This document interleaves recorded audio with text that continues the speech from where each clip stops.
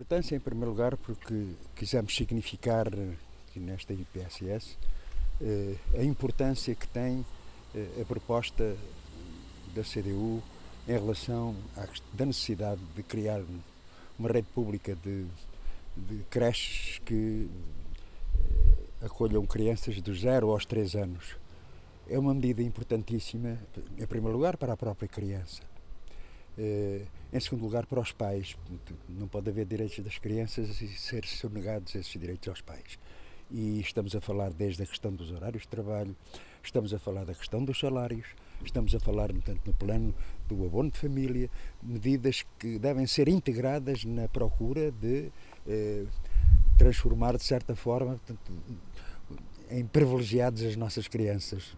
Financiamento totalmente público ou também partilhado com outras instituições da economia social? Bom, obviamente, portanto, a montagem de uma infraestrutura, de uma rede com esta dimensão como propomos, não pode, do nosso ponto de vista, em termos de razoabilidade, não pode ser um ato súbito, em que tudo é feito no mesmo momento, mas tem de haver um processo de envolvimento e de alargamento da participação do Estado no financiamento e no apoio, portanto, a esta medida de fundo. E se começa a ver apenas pelo lado da despesa, começamos a ver problemas, porque a verdade é que não pode ser olhado, portanto, isto como uma despesa, portanto, tem que ser de facto um investimento. Estão sempre a encher a boca com a necessidade da natalidade, o aumento da natalidade, de combate ao déficit demográfico, e depois, quando são encontradas medidas concretas, porque naturalmente, portanto, um pai, uma mãe que tenha esta segurança, esta tranquilidade do sítio onde deixa, portanto, o seu filho, sente-se mais incentivado até para fazer mais filhos. Os filhos que deseja ter poderem ser realizados com esta segurança, esta tranquilidade.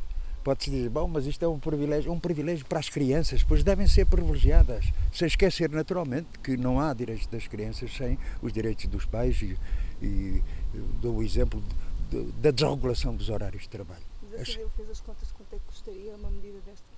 Não, porque há um deve e um haver. Se for do ponto de vista do Ministério das Finanças, acredito que, portanto, esteja a medir os custos. Se for do nosso ponto de vista e do ponto de vista social, naturalmente é um grande investimento que se refletirá positivamente no futuro. Mas uma rede dessa natureza deve ou não incluir estruturas já existentes como as das IPSS?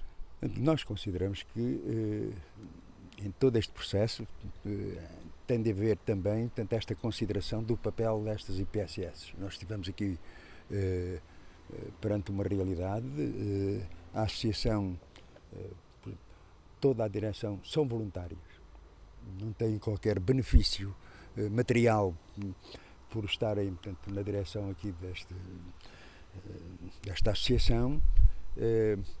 Nós, naturalmente, queremos impedir que isto se transforme num negócio, mas eu acho que há espaço suficiente para as IPSS continuarem, portanto, trabalho meritório que muitas fazem. Portanto, não é uma medida contra as IPSS, mas naturalmente é uma responsabilização do Estado naquilo que deve ser do Estado. Mas o Estado deve contar com as IPSS nessa rede? É evidente que, enquanto não existir essa rede, tem que haver, portanto, recurso àquilo que existe, e neste caso concreto às IPSS, sempre com um princípio fundamental, que não seja transformada em área de lucro.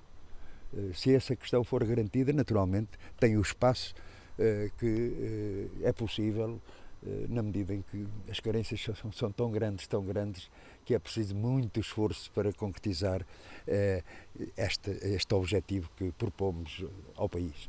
Hoje é também um dia que entra em vigor as alterações à legislação laboral. É um dia marcante, é uma derrota para o PCP, tendo em conta todo este processo e como se desenrolou? Não, eu acho que é uma derrota para o próprio PS, porque o governo do PS, com estas alterações, atingiu duramente realidades sociais e laborais que são inaceitáveis. Já falamos aqui dos horários de trabalho, mas estamos a falar, por exemplo, da precariedade. estas alterações fazem muito enfoque, portanto, em relação à precariedade, em que 3 das medidas principais estão correlacionadas com essa, a saber, portanto, enfim, a situação do período experimental, o trabalho de curta duração e a precariedade existente ser combatida através de taxas. Ora, são 3 peças, para além das questões da contratação coletiva, 3 peças que não vão fazer diminuir, antes pelo contrário, vão fazer aumentar essa precariedade e voltamos ao mesmo. Tanto apelo aos jovens para que, portanto, enfim, se agarrem, portanto, à formação, portanto, ao estudo, para depois, em relação aos vínculos que conseguem para a sua vida, são vínculos precários. E que tranquilidade é que um jovem, uma jovem, pode, digamos, constituir família, portanto, pensar em ter filhos, quando o seu vínculo pode acabar daqui a 2, 3 meses, e com esta coisa do período experimental ainda é pior, porque nem sequer tem um contrato individual, tem apenas, digamos, esse vínculo precário que pode acabar de um dia para o outro e numa situação inaceitável em que, não digo que se regressa ao trabalho escravo, mas a tendência é para o trabalho sem direitos. Ora, isto é uma derrota do Partido Socialista, que cedeu, digamos, ao capital, que cedeu perante as organizações patronais, com consequências sociais que não vão ser boas. E não vão ser boas para os trabalhadores, naturalmente, né? Portanto, não há aqui uma derrota do PCP, há uma derrota, de facto, há um recuo nos direitos por parte dos trabalhadores, mas é uma derrota para o PS, quando se afirma, portanto, uma disponibilidade de esquerda para resolver problemas, pois escolheu mal o caminho, particularmente com esta peça. Um dia há de reverter-se com a luta dos trabalhadores. Acredito até que um dia que o Partido Socialista repondere, portanto, e nos acompanhe neste sentido de justiça social que as suas alterações vêm pôr em causa. É um dia de luto hoje, para a luta? Na história do movimento operário nunca há luto quando se luta. Nós, portanto, estamos conscientes que os trabalhadores portugueses hão de reconquistar, portanto, o direito à segurança no emprego, como diz a nossa Constituição, com consciência que o legislador nunca deu nada aos trabalhadores. Foram sempre os trabalhadores que conquistaram e o legislador acabou por reconhecer ou não essa realidade. Em todos os direitos individuais ou coletivos tem sido assim. E eu estou consciente e convicto que a luta, a consciência daquilo que está errado, profundamente errado, será corrigido, e para isso contamos com as novas gerações de trabalhadores, porque as coisas mais negativas são dirigidas precisamente contra eles. Confiante na decisão então do Tribunal Constitucional? Não, é um recurso que fizemos, portanto, estamos a aguardar, portanto, o desfecho, mas como digo, o que vai ser determinante é a consciência do que estas medidas implicam, a sua luta contra elas e repor, portanto, aquilo que é o artigo principal da Constituição Laboral. Todos têm direito à segurança no emprego. Fernando, peço desculpa mais uma vez se esperar pelo último. As últimas sondagens têm indicado um crescimento da CDU. A que é que o atribui e que importância lhe dá? Bom, eu não atribuo porque isto acho que não é correto. Portanto, gostar das que são boas e não gostar das que são más. Portanto, e como existem más e boas, portanto, tenho sempre esta dúvida latente. Aquilo que posso dizer, independentemente das sondagens e com respeito pelos profissionais que as fazem, o sentimento que nós temos é que o nosso resultado está em construção.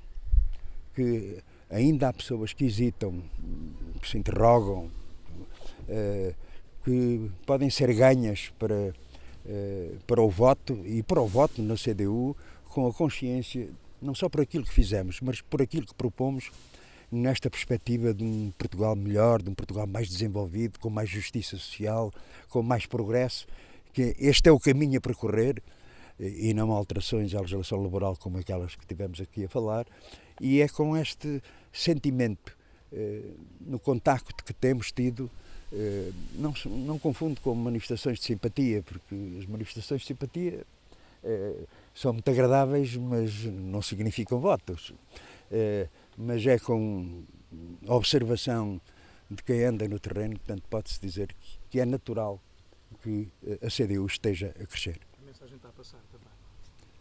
Bom, não sei, portanto, mas isso só os senhores jornalistas ou quem nos ouve é que pode ser o juiz dessa opinião. Já agora, em relação a essa receptividade, acha que estes últimos 4 anos, com a atual solução política, contribuíram de alguma forma para ultrapassar aquele preconceitozinho de que costumava falar que as pessoas tinham em votar comunista? Sim, houve avanços. Houve avanços mesmo no plano de afastar, portanto, esse obstáculo que é o preconceito. Porque havia muitas pessoas que se identificavam e identificam totalmente com a nossa proposta, a nossa intervenção, portanto, os seus conteúdos. E depois havia ali uma barreira muito tenue que os condicionava. Portanto, o que vemos hoje, muita gente a libertar-se. Portanto, eu creio que a visita de ontem